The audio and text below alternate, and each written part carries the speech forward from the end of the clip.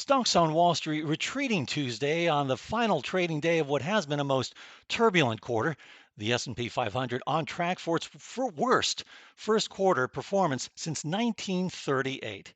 Well, there's been a lot of trading going on Wall Street, however, especially among insiders. And for more on that, we're joined by someone who tracks insider trading. David Miller is Chief Investment Officer at Catalyst Funds, and David joins us via Skype from his home in Rye, New York. Welcome, David.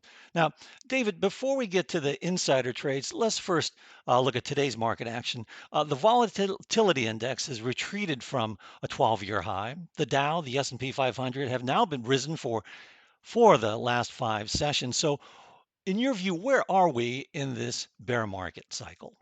Well, it seems like we're in the first big bounce off of the bear market. So, I mean, technically, we actually switched into a bull market, uh, although it certainly doesn't feel like one with that 20% plus bounce off of the lows. It'll be hard to see that we go much higher from here, though. Clearly, the fundamentals are pretty difficult in the situation that we're in right now. David, what can you decipher about the market's outlook based on the level of insider trading activity that you're seeing? So I'm certainly finding some executives where they're seeing real value in their company stocks, where they're firms that are backed by hard assets that are easy to value. So for example, some of the mortgage REITs like AGNC or Analyst, they've had heavy insider buying. And those companies, they're backed by agency mortgages that are backed by the government.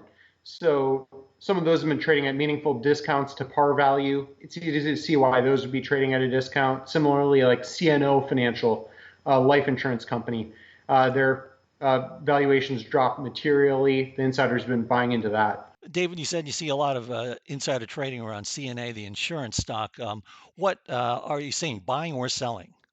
Oh, just to clarify, it was a CNO Oh, that I was got it. looking at. They're a life insurer as opposed to the health. I'd be very concerned about the health insurers, but the irony with COVID is there's actually less people dying, 7 to 8,000 people fewer fatalities in the U.S. last week, largely because obviously there's less car accidents, less flu, things of that nature because people are staying home. Okay, David, I stand corrected. I guess based on what you're saying, given that a lot of people are staying at home and not active outdoors, and you say that's lowering the rate of claims, should investors follow insider buying and go ahead and purchase shares of that insurer? I think for a life insurer, yes. For a health insurer, no. Clearly, there's going to be some massive expenses for health insurers. For life insurers, they should be all right. And lastly, David, the 10-year benchmark U.S. Treasury, the yield has been steadily declining even as stocks bounced back last week. So, what do you read into that in terms of what it means for the outlook for the stock market? Well, I think it's just telling you that things are stabilizing. People are much more comfortable now that the Fed has stepped in a big way and said they're going to backstop anything, at least when it comes to debt. And I think that's made stocks valuations a lot more easier for people to stomach, given they see the lengths that Congress and the Fed are willing to go to stabilize things. And so, David, going back to what you were saying earlier, you don't see more highs for the stock market, then do you see lower lows? I certainly don't see them going much higher. They could stay the same. They could go lower. It's hard to see, but clearly, multiple countries shutting down simultaneously is not a good thing for stocks. So we're only down about 20% from the highs here.